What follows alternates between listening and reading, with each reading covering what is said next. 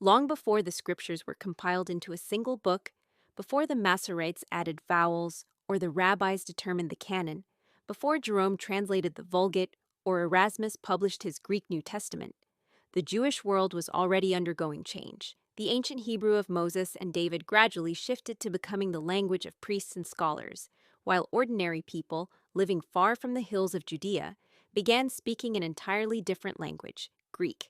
After Alexander the Great swept across the Near East in the 4th century BCE, the world changed. Greek cities sprouted along the Mediterranean, markets filled the streets, and Greek ideas filled the air. Jews settled in Egypt, Syria, Asia Minor, and beyond. In Alexandria, Egypt's magnificent port city, hundreds of thousands of Jews made their home. They kept the Torah, they observed the Sabbath, they maintained their faith, but their children spoke Greek, thought in Greek, and dreamed in Greek. The language of Abraham was no longer the language of their daily lives. And so, a question arose. How could a people stay loyal to scriptures they increasingly could not read? According to ancient tradition, a solution was sought in Alexandria itself. The rulers of Egypt's Ptolemaic dynasty, eager to fill the shelves of their great library with the wisdom of every nation, wanted a Greek translation of the Jewish law. Whether they officially requested it or not, the Jewish community saw the need, and a group of elders, said to number 70 or 72, took on the sacred task. They carried scrolls of the Torah into a Greek-speaking world, grappling not only with language but also with meaning, nuance, and the weight of divine revelation. Their work became known as the Septuagint, the translation of the 70, marking the beginning of a new chapter in the story of Scripture. The translators of the Torah worked carefully and reverently, shaping Greek words to reflect the ancient cadence of Hebrew, but their work was only the start.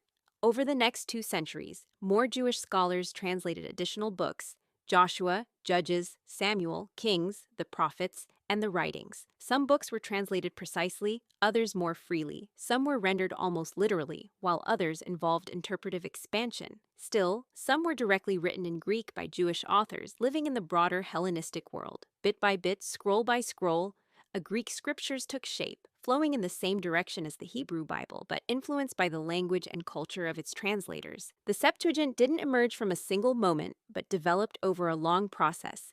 It was a collection, not just a single book. It reflected the diversity of the Jewish diaspora, the flexibility of translation, and the complexity of cross-cultural faithfulness. Its Greek phrasing sometimes preserved early Hebrew readings that later disappeared from the Masoretic tradition. At other times, it showed interpretive choices influenced by theology, philosophy, or the translator's own understanding. Throughout it all, it became the Bible of Greek-speaking Judaism. The scriptures read in synagogues across the Mediterranean, especially in Egypt and Asia Minor. When the earliest Christians emerged from Judaism, they naturally inherited this Greek Bible. The apostles preached from it, and the New Testament writers quoted it, sometimes verbatim, sometimes loosely, and occasionally blending it with Hebrew traditions. In many instances, the Greek quotations in the New Testament align more closely with the Septuagint than with the later Masoretic text. Greek-speaking communities did not go back to Hebrew scrolls. They read the scriptures they already had. Therefore, the Septuagint became not only the Bible of the Jewish diaspora, but also the first Bible of the early church. As Christianity spread, the Septuagint traveled alongside it. Greek-speaking believers from Corinth to Ephesus, from Thessalonica to Rome, opened their scrolls and discovered the words of Moses, Isaiah, and the Psalms in the Greek language of the Hellenistic world. When missionaries carried the gospel east toward Antioch and west toward Gaul, the Septuagint served as the Old Testament foundation for debates, sermons, and theological reflections. It influenced early Christian hymnody. It shaped the writings of the Church Fathers. It provided the scriptural backdrop on which the earliest Christian theology was developed. Even as the Septuagint gained prominence in the Church, Jewish communities in Israel increasingly distanced themselves from it. After the destruction of the Second Temple and the upheaval of the Bar Kokhba revolt, Hebrew study was revived among rabbis, who aimed to preserve Israel's heritage in its original form. The Septuagint, widely used by Christians, lost its place in the synagogue. New Greek translations such as Aquila, Symmachus, and Theodotion emerged, each trying to bring Greek-speaking Jews closer to the Hebrew original. Once a bridge between cultures, the Septuagint now occupied a space between Judaism and Christianity. cherished by the church but viewed with caution by the rabbis. Still, the Septuagint continued to influence Christian scripture. Early churches copied it into codices alongside the Greek New Testament. The oldest complete Christian Bibles, Codex Vaticanus, Codex Sinaiticus, Codex Alexandrinus, include extensive, comprehensive editions of the Septuagint.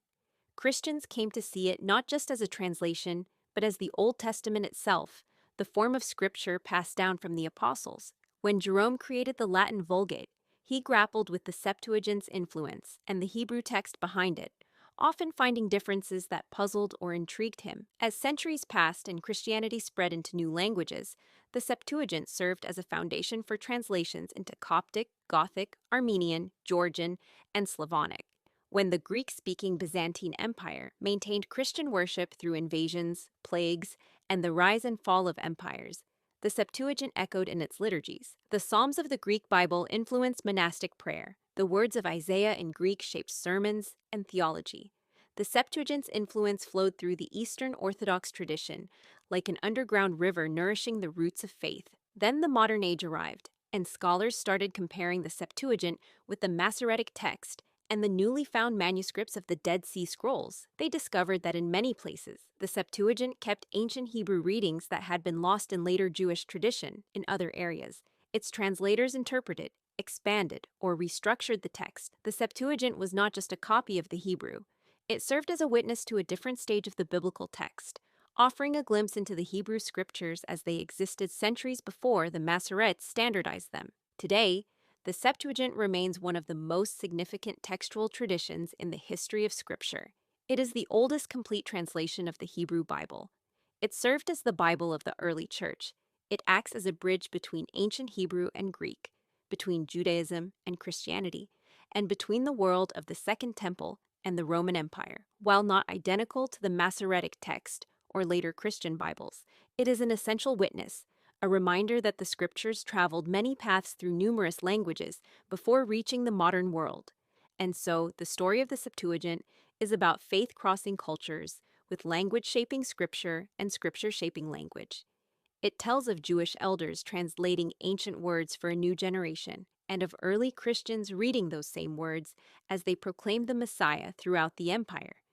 It is the story of how the Bible spoke in Greek long before it spoke in Latin or English, and how those Greek words carried the echoes of Sinai, Zion, and the prophets into the heart of a changing world.